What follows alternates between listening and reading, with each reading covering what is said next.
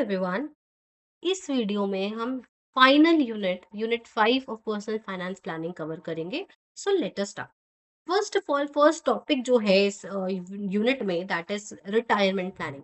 सो retirement planning का मतलब क्या होता है कि हम अपने आप को प्रिपेयर कर रहे हैं फाइनेंशियली, सो दैट हम अब ऐसा लाइफस्टाइल मेंटेन कर सके जब हमारी रेगुलर एम्प्लॉयमेंट जो है, जो भी रेगुलर एम्प्लॉयमेंट इनकम है, वो स्टॉप हो जाती है। राइट। अब बहुत लोग सोचते हैं कि जो रिटायरमेंट प्लानिंग है वो हम स्टार्ट करेंगे आफ्टर 50 या 60 होने के बाद हम प्लान करेंगे कि हमें कैसे अपने रिटायरमेंट को सक्सेसफुल बनाना है। बट हमें जो है retirement planning very earlier start कर देना चाहिए। इवन जब हम स्टार्ट कर रहे हैं अर्निंग, हमें तब से रिटायरमेंट प्लानिंग स्टार्ट कर लेनी चाहिए, ताकि जब हम अपना लाइफस्टाइल है वो अच्छे से मेंटेन कर सके। राइट। रिटायरमेंट प्लानिंग जो होती है वो बहुत ही इंपॉर्टेंट है पर्सनल फाइनेंस के एस्पेक्ट में, that involves preparing for the financial security during the retirement। अब यहाँ पे हम क्या करते हैं, हम अपनी इनकम देखेंगे, हम अपने एक्सपेंसेस देखेंगे, और जो कि इंडिविजुअल या कोई कपल जो स्पाउस है अपने साथ, वो रखना चाहते हैं ड्यूरिंग द रिटायरमेंट, कि हमारी रिटायरमेंट के दौरान इतनी इनकम होगी, इतने एक्सपेंसेस होंगे। और उसके अकॉर्डिंग हमें एक प्लान क्रिएट करना होता है टू इंश्योर कि जो हमारी फाइनेंशियल नीड्स हैं वो उस फेज ऑफ लाइफ में आफ्टर द रिटायरमेंट हम मीट कर पा रहे हैं। Right. So this is all about retirement planning. अब गोल्स क्या है रिटायरमेंट प्लानिंग के? पहला है, मेरे को फाइनेंशियल सिक्योरिटी चाहिए मेरी, क्योंकि रिटायरमेंट के बाद कोई इनकम नहीं आएगी। So I want to be financially secure. मुझे एक रेगुलर इनकम चाहिए आफ्टर द रिटायरमेंट। मुझे अपने बच्चों पे डिपेंड नहीं होना है, अपने रिलेटिव्स पे डिपेंड नहीं होना है। So that is financial security. जैसे कि यहाँ पे मैंने एग्जांपल लिया है, एक पर्सन है जिसको 40,000 पर मंथ मिलते हैं after retirement. They plan investment that can generate this income. तो उसको 40,000 कैसे मिल रहे हैं? क्योंकि उसने इन्वेस्टमेंट करी हुई है ऐसी, ताकि वो इनकम जनरेट कर सके। Next is wealth preservation. तो वेल्थ प्रेजर्वेशन का मतलब क्या होता है? मैं अपनी वेल्थ को, जो मेरी वेल्थ है वो मैं उसको संभाल के रखना चाहती हूँ। फॉर एग्जाम्पल, मैं अपने आप को इन्फ्लेशन, टैक्सेस, जो अननेसेसरी स्पेंडिंग, जो अनफोर्सीन इवेंट्स आ जाते हैं, उससे बचाना चाहती हूँ। You know, after retirement we never know कि कौन सी इमरजेंसी की हमें जरूरत पड़ जाए, इमरजेंसी फंड की। So we have to plan पहले से ही। जैसे कि एग्जांपल है, हम सीनियर सिटीजन सेविंग स्कीम में इन्वेस्ट कर सकते हैं for guaranteed returns rather than risky stocks. क्योंकि जैसे जैसे हमारी एज बड़ी होती रहती है ना, हम रिस्की स्टॉक्स को हमें अवॉइड करना चाहिए। Next is the health care preparedness. तो मेडिकल कॉस्ट तो एज के साथ अराइज होती ही हैं, एज वी ऑल नो। तो हमें बहुत सारे इमरजेंसीज के लिए या क्रॉनिक इलनेसेस के लिए फंड्स चाहिए होते हैं।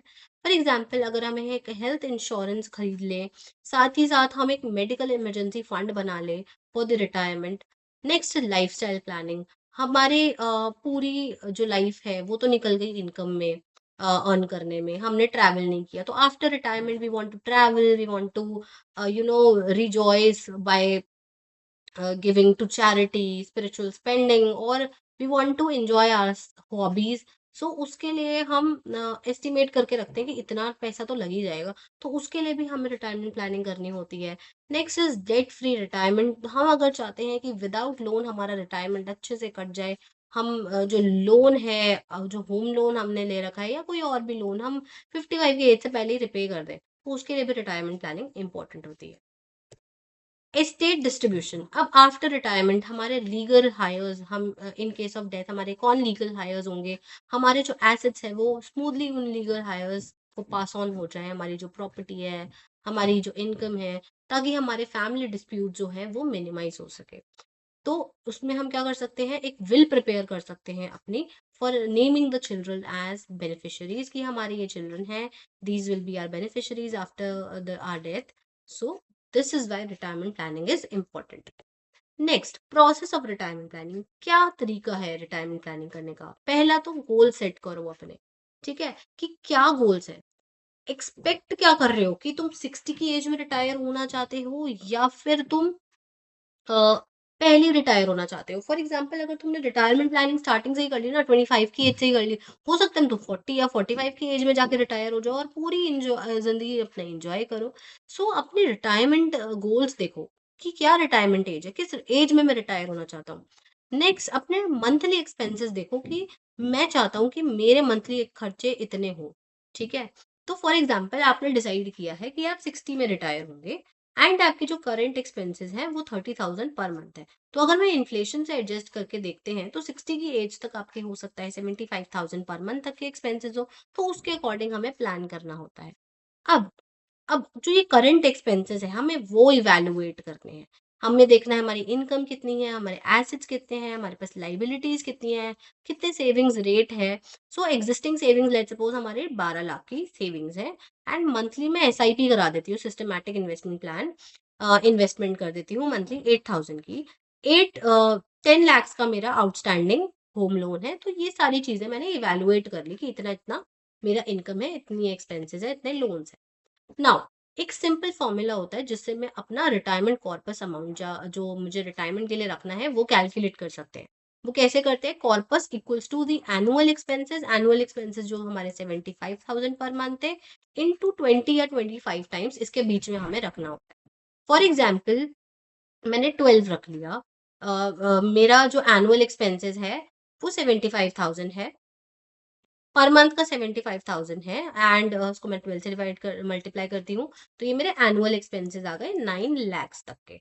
अब मुझे देखना है मेरा कॉर्पस कितना होगा, तो मैं इस 9 lakhs को 20 से मल्टीप्लाई कर दूंगी या 25 से भी यू कैन मल्टीप्लाई। सो ये आ रहा है 1.8 करोड़। तो इतने का कॉर्पस मुझे चाहिए ताकि मैं अपनी लाइफ को जो है वो अच्छे से एंजॉय कर सकूं।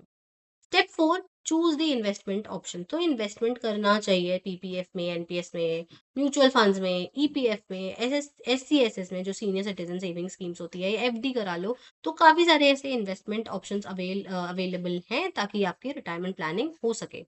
And lastly you have to implement the plan. सिर्फ सोचना नहीं है in your head, you have to implement it also, right? Automate करवा लो SIPs. For example SIPs automate कराने का मतलब है कि हर महीने आपके 8,000 अगर एसआईपी है वो अपने आप कटते जाएं आपके बैंक अकाउंट से, जिससे आपकी जो कॉन्ट्रीब्यूशन है वो एनुअली इंक्रीज होगी और जितना आप एसआईपीज में कंट्रीब्यूट करोगे उतना ही आपको रिटर्न मिलता है।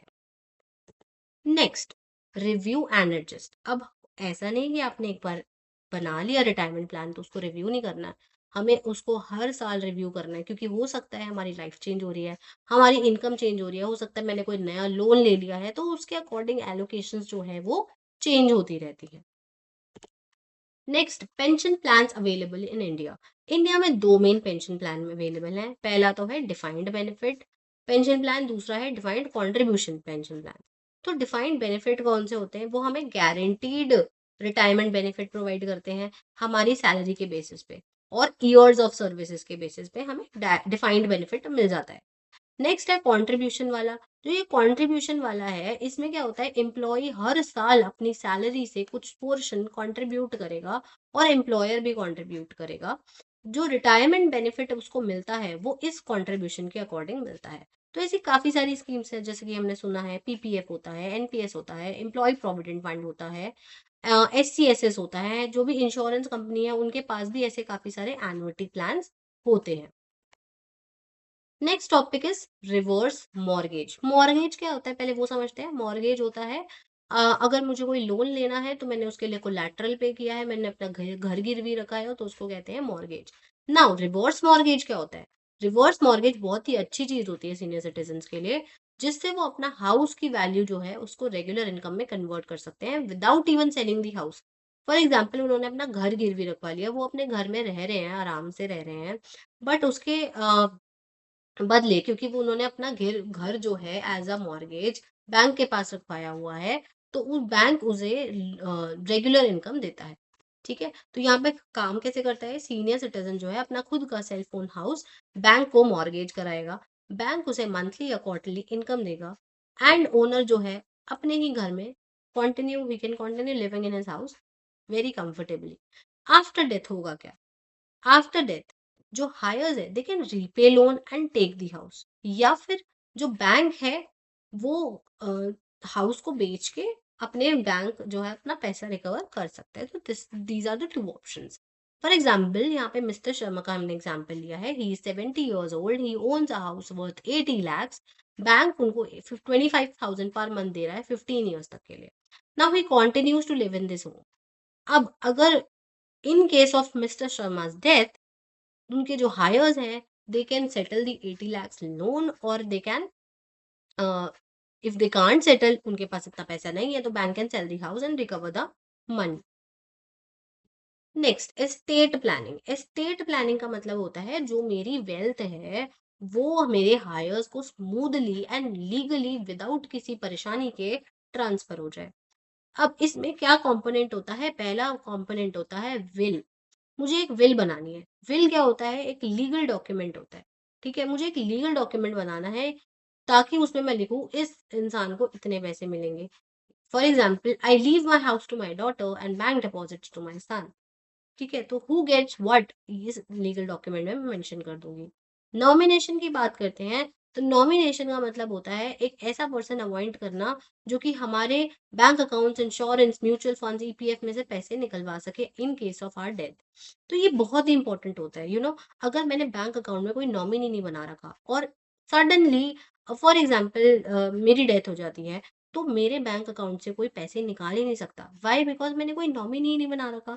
सो नॉमिनी बनाना बहुत ही इंपॉर्टेंट होता है बैंक अकाउंट के केस में, इंश्योरेंस के केस में, म्यूचुअल फंड के केस में। सो दिस इज वेरी इंपॉर्टेंट। अगर कोई इंसान फाइनेंशियली लिटरेट है, जिससे पर्सनल फाइनेंस प्लानिंग की नॉलेज है, तो ये चीजें जो हम पढ़ रहे हैं ना पर्सनल फाइनेंस प्लानिंग में, ये बहुत ही इंपॉर्टेंट चीजें होती हैं ताकि हमारी जो लाइफ है वो स्मूथली हो जा सके। Next, trust. ये ट्रस्ट कब यूज होते हैं? जब हमारे बहुत बड़े बड़े एसेट्स हैं। ठीक है, बहुत ज्यादा हमने कोई फार्म ऑन ओन कर रखा है, बहुत सारी मल्टीपल प्रॉपर्टीज हैं, और हमारे चाइल्ड चिल्ड्रन जो है वो बहुत ही छोटे हैं, या फिर स्पेशल नीड डिपेंडेंस एग्जिस्ट कर रहे हैं। मतलब कि कोई मेरे ऐसे चिल्ड्रन हैं जो कि स्पेशल नीड्स के हैं और वो मेरे ऊपर डिपेंडेड है। राइट। नेक्स्ट है power of attorney. Power of attorney authorise करती है किसी को भी ताकि वो आपके फाइनेंसेस मैनेज कर सके इफ यू बिकम अनेबल। आपको कोई इंजरी हो जाती है, आप बीमार हो जाते हैं, तो इस केस में पावर ऑफ अटॉर्नी काम आता है। Next is tax planning. This helps in minimising the tax on the inherited assets. जो भी आपके हायर्स होंगे, जो आपके एसेट्स इनहेरिट करेंगे, उस पे जो आप उनको टैक्स देना होगा, उससे मिनिमाइज कर सकते हैं tax using the tax planning. तो that's it for unit 5, and personal finance planning हमारा कंप्लीट हो चुका है।